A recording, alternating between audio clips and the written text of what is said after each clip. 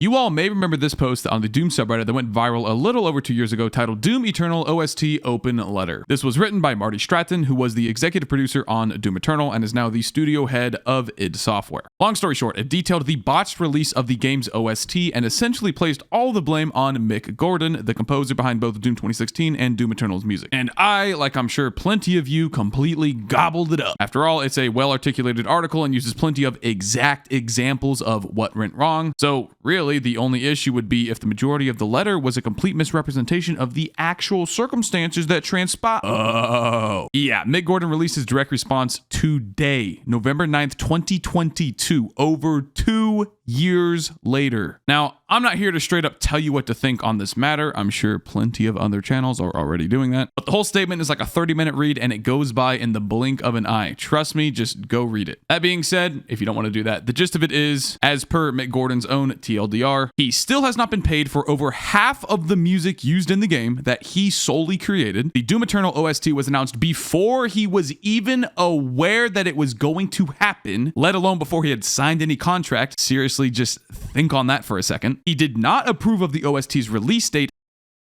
and was cut out of the development entirely. After the OST's poor reception on release, Marty, again the studio head, offered Mick to issue a joint statement and address the issue and the steps of rectification in hopes of solving all of this professionally, but directly went against his word and did the open letter on the Doom subreddit. Now, as with anything, there are always two sides to a story, right?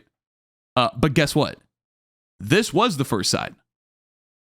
This is the second. Both statements are well articulated and clearly had enough time and energy behind them rather than hastily being produced in hopes of a quick fix of public appeal, but both present vastly different circumstances to both the lead up and the release date of not only the OST, but the entirety of the Doom music. My point is, someone is lying their ass off. And if you take the context of both statements in their entirety, I think we know who it is. It's freaking Marty, dude. And this is why I'm making a video. We have yet another example of piss poor leadership and abject oversight by these modern gaming higher-ups, for lack of a better term. And the result is the release of a directly inferior product than what should have released. Not could have. Should have. Again, just go read Mick's write-up if you don't believe me. But again, here's the point. Just extrapolate everything that went on in this exact situation and then apply it to other AAA gaming studios, or just gaming studios in general. And then apply it to not only just the music, but apply it to every aspect of the game. How do you think we get games like Cyberpunk on release, Anthem, every single freaking FIFA and Madden title in existence? Not to mention, why do you think we're seeing more half-baked piece of garbage content, full-priced early access titles that have their in-game cash shops fully implemented and nothing else? Actually, no, it's not because of people who are liars and make false promises and go back on their word routinely, like Marty Stratton. It's because of the lack of accountability for those people. Pieces of garbage like that, and I do mean that in all but its literal sense, are always going to exist. That's just a fact of life. Snakes that try and weasel their way through the careers, feigning support of people who got them to the place that they are. I despise people like that. But ultimately, they're always going to exist. There's nothing that we can do about that. So the proper way to deal with them is to hold them accountable for both their words and their actions. Stand behind your principles, and when you see them trotted on, misrepresented, or otherwise defamed, defend them. I don't know Mick or Marty personally,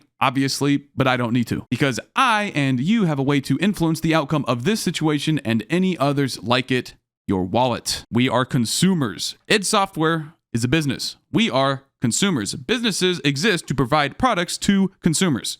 That's it. So I will no longer be consuming their product, so long as Marty Stratton is involved in any way, shape, or form. Now, there are absolutely times for second chances and forgiveness, but when you, Marty, initiate such a spectacular and public, keynote there, attack against someone predicated on total misrepresentation and or straight up lies, and then you directly impact that person's livelihood and their reputation because of it, you need to be held accountable for what you've done. Marty Stratton should no longer work at id Software and frankly any management position anywhere. Again, there are always two sides to every single story, but we've already heard them both. Marty clearly showed his hand with that public post over 2 years ago. Just think about that. Can you imagine being publicly defamed as Mick and then having to sit on it and let it fester for 2 freaking years? Look, I'm not going to waste any more of your time here. Stop supporting crappy game releases. Stop supporting early access titles that aren't even worth the 2-minute install. Stop supporting full price games with in-game shops with premium currency.